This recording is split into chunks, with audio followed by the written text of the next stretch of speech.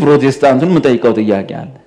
መጽሐፍ ቅዱስ ብቻ ከሆነ የምትከተሉት መጽሐፍ ቅዱስ ውስጥ ብዙ የተጻፉ ነገሮችን ግን አትከተሏቸው።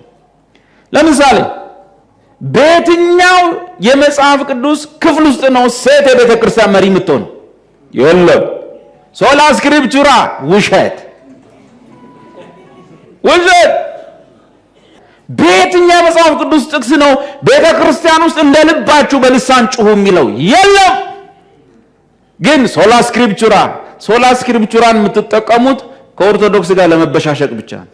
ራሳችሁ ቤት ሲመጣ ግን ሶላ ስክሪፕቹራ ብሎ የለም። የራስህ ስክሪፕቹራ አለ፣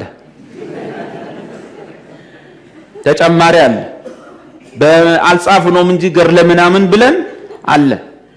ታምረ ፓስተርዬ ገርለ ፓስተርዬ በሽ ነው እኛም ጋር አልተጻፈም እንጂ